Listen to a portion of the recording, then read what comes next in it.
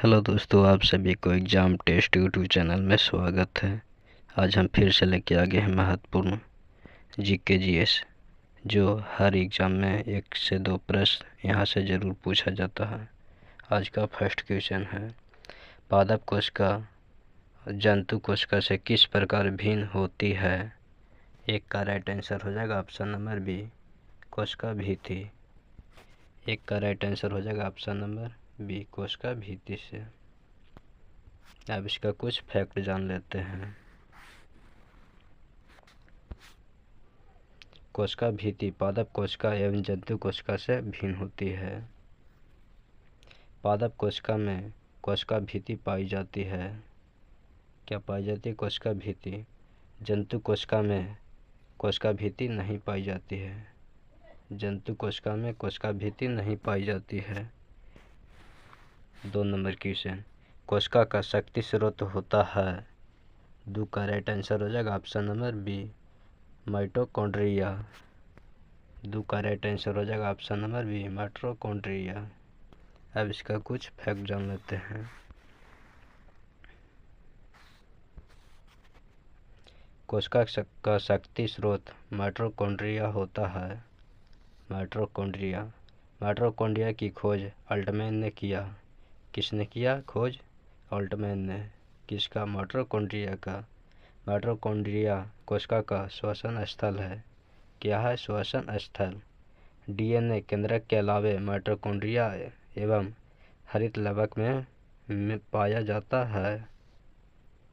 Ribosome को protein की factory कहा जाता है। राइबोसोम को प्रोटीन की फैक्ट्री कहा जाता है।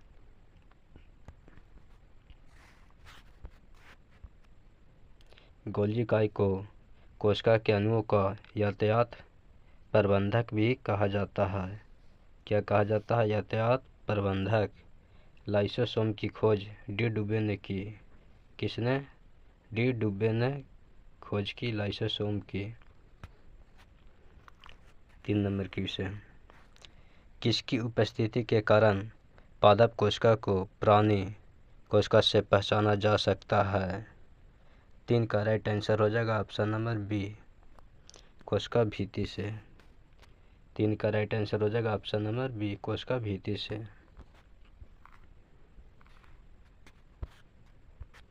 कोशिका भित्ति के उपस्थिति के कारण पादप कोशिका को प्राणी कोशिका से पहचाना जाता है। पादप कोशिका में सेंट्रोसोम नहीं पाए जाते हैं। पादप कोशिका में रसधानी या रिक्तिका होती है। कोशिका भित्ति मूल रूप से सेलुलोज की बनी होती है। किस चीज़ की बनी होती है? सेलुलोज की। 4 नंबर क्वेश्चन, कोशिका में निम्नलिखित में से कौन सी पाचन थैली कहलाती है। 4 का राइट आंसर हो जाएगा ऑप्शन नंबर डी, लाइसोसोम। 4 का राइट आंसर हो जाएगा ऑप्शन नंबर डी, लाइसोसोम। कोशिका में पाचन शैली लाइसोसोम कहलाती है। लाइसोसोम सूक्ष्म गोल इकहरी झिल्ली से घिरी थैली जैसी रचना है। लाइसोसोम का सबसे महत्वपूर्ण कार्य बाहरी पदार्थों का भक्षण एवं पाचन करना। इसमें 24 प्रकार के एंजाइम पाए जाते हैं। कितने प्रकार के? 24 प्रकार के। इसे आत्महत्या की थैली भी कहते हैं। किसे? लाइसोसोम को। 5 नंबर क्वेश्चन, कॉर्क कोशिका की भित्ति पर जमा हुआ पदार्थ होता है। 5 का राइट आंसर हो जाएगा ऑप्शन नंबर बी, सुबेरिन। 5 का राइट आंसर हो जाएगा option number B, suberin.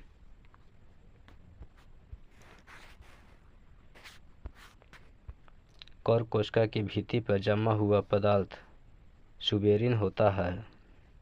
Suberin cutin, lignin जटिल उच्च पदार्थ पौधे के एपिडर्मिस एवं एंडोडर्म कोशिका भित्ति में पाए जाने वाला बृहद अणु है। सुबेरिन का मुख्य कार्य जल विलयन पदार्थों की गति को अवरोधित करना। 6 नंबर क्वेश्चन, कोशिका भित्ति कोशिका में अनुपस्थित होती है। 6 का राइट आंसर हो जाएगा ऑप्शन नंबर बी, जंतु कोशिका में। 6 का राइट आंसर हो जाएगा ऑप्शन नंबर बी, जंतु कोशिका में। कोशिका भित्ति जंतु कोशिका में अनुपस्थित होता है। पादप कोशिका में कोशिका भित्ति कोशिका के चारों ओर एक परत के रूप में होती है। पादपों में कोशिका भित्ति सेलुलोज की बनी होती है। यूग्लिना एवं पैरामीशियम जैसे जंतुओं में कोशिका के चारों ओर प्रोटीन की जो परत होती है उसे पेलिकल कहा जाता है। 7 नंबर क्वेश्चन, वर्गीकरण की दिनांक पद्धति की अवधारणा किसने दी थी? 7 का राइट आंसर हो जाएगा ऑप्शन नंबर ए, लिनियस। 7 का राइट आंसर हो जाएगा ऑप्शन नंबर ए, लिनियस। अब इसका कुछ फैक्ट जान लेते हैं। वर्गीकरण की दिनांक पद्धति की अवधारणा लिनियस ने दी थी। दिनांक पद्धति के अनुसार जीवों के 2 वैज्ञानिक नाम हैं। पहला जेन्युस का नाम, दूसरा स्पेसीज का नाम। लिनियस को आधुनिक वर्गीकरण के जनक कहा जाता है। दिनांक पद्धति के अनुसार मनुष्य का वैज्ञानिक नाम होमो सैपियंस है। मनुष्य का वैज्ञानिक नाम होमो सैपियंस है। 8 नंबर क्वेश्चन, कोशिकीय पुनर्सक्रियता की अवधारणा प्रस्तुत करने वाले वैज्ञानिक हैं। 8 का राइट आंसर हो जाएगा ऑप्शन नंबर सी, हेबरलैंड। अब इसका कुछ फैक्ट जान लेते हैं। कोशिकीय पुनर्सक्रियता की अवधारणा प्रस्तुत करने वाले वैज्ञानिक हेबरलैंड है। कौन है? हेबरलैंड। हेबरलैंड ने 1902 ईस्वी में यह अवधारणा प्रस्तुत की।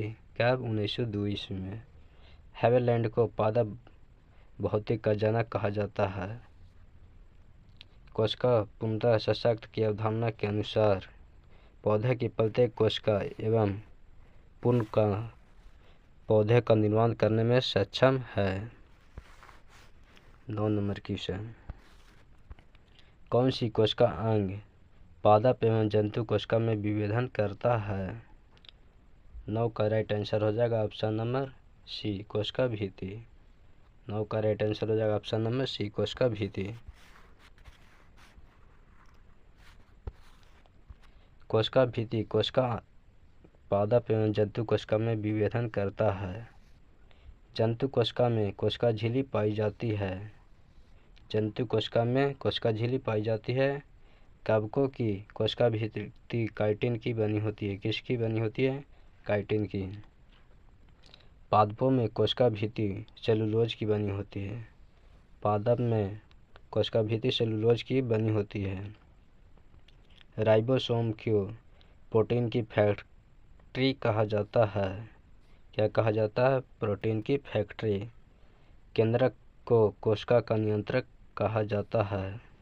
क्या? नियंत्रक। 10 नंबर क्वेश्चन, कोशिका में डीएनए होता है। 10 का राइट आंसर हो जाएगा ऑप्शन नंबर बी, केंद्रक में। 10 का राइट आंसर हो जाएगा ऑप्शन नंबर बी, केंद्रक में।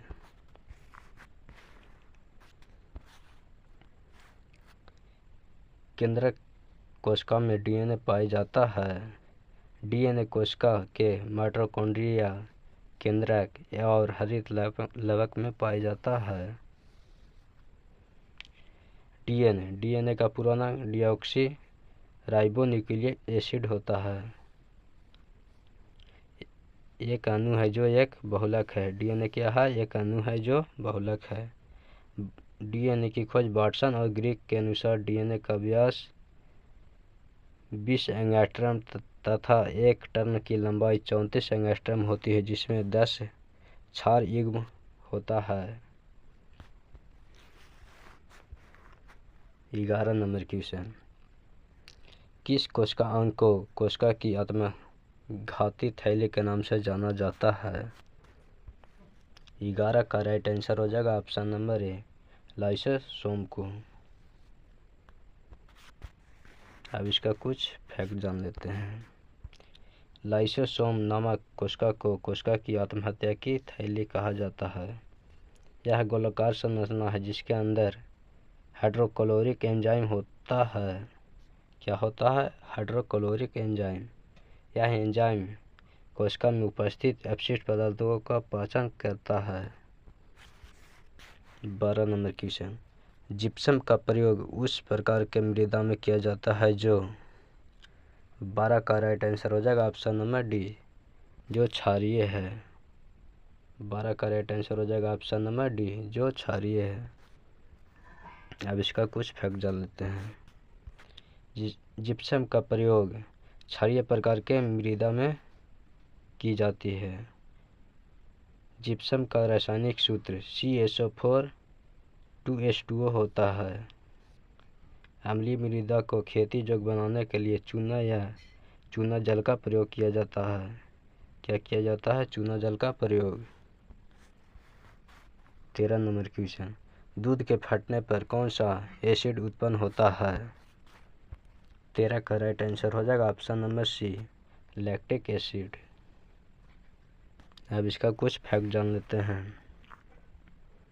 दूध के फटने पर लैक्टिक एसिड उत्पन्न होता है। दही खट्टे दूध में लैक्टिक एसिड पाया जाता है। सिरके में एसिटिक एसिड पाया जाता है। संतरा में सिट्रिक अम्ल पाया जाता है। इमली में टार्ट्रिक अम्ल पाया जाता है। इमली में कौन सा अम्ल पाया जाता है? टार्ट्रिक। 14 नंबर क्वेश्चन, मूत्र का pH मान है।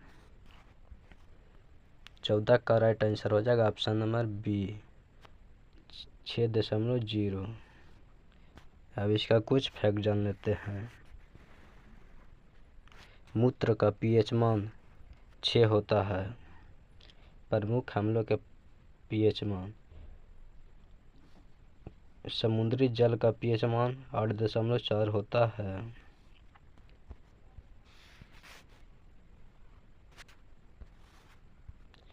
रक्त का pH मान 7.4 होता है। रक्त का pH मान 7.4 होता है। पीत का pH मान 7.7 होता है। लार का pH मान 6.5 होता है। 15 नंबर क्वेश्चन, पाचन तंत्र द्वारा उत्पादित अम्ल कौन सा है?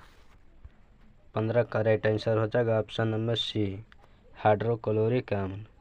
15 का राइट आंसर हो जाएगा ऑप्शन नंबर सी, हाइड्रोक्लोरिक अम्ल। पाचन तंत्र द्वारा हाइड्रोक्लोरिक अम्ल उत्पादित होता है। पाचन तंत्र द्वारा हाइड्रोक्लोरिक अम्ल उत्पादित होता है। यह भोजन पचाने तथा भोजन के साथ जीवाणुओं को खत्म करता है। क्या करता है? खत्म। हाइड्रोक्लोरिक अम्ल भोजन को अम्लीय बनाकर उसे काई में परिवर्तित करता है। 16 नंबर क्वेश्चन, सिरके में होता है। 16 का राइट आंसर हो जाएगा ऑप्शन नंबर बी, लैक्टिक अम्ल। 16 का राइट आंसर हो जाएगा ऑप्शन नंबर बी, लैक्टिक अम्ल।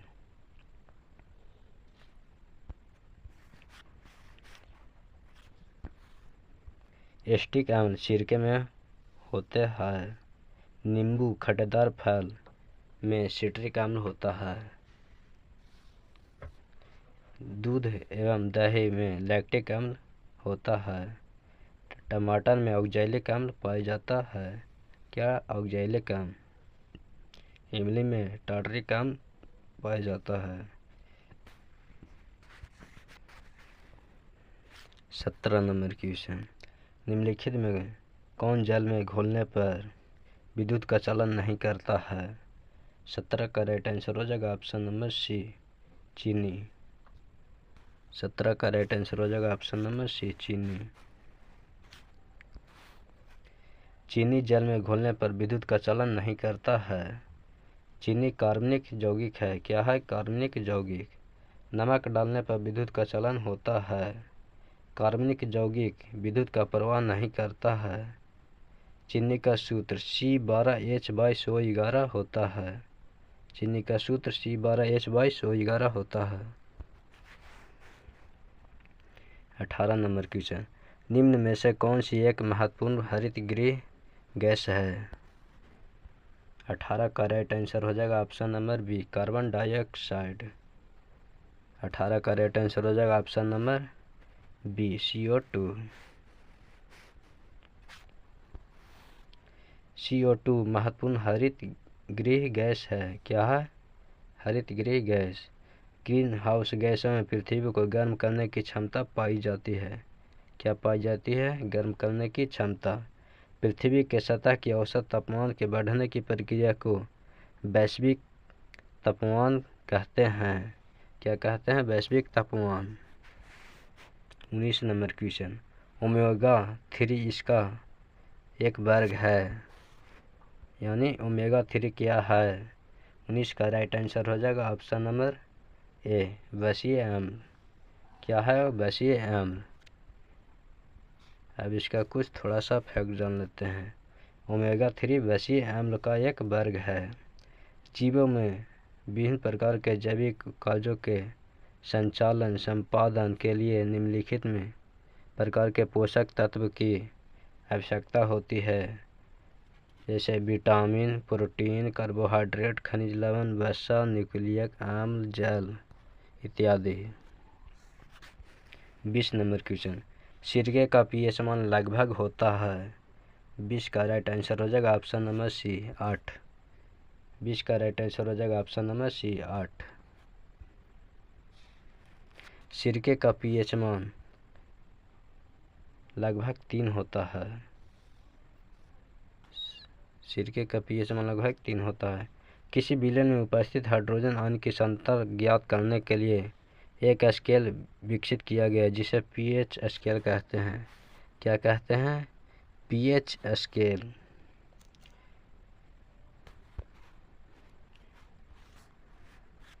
उदासीन विलयन pH का मान 7 होता है।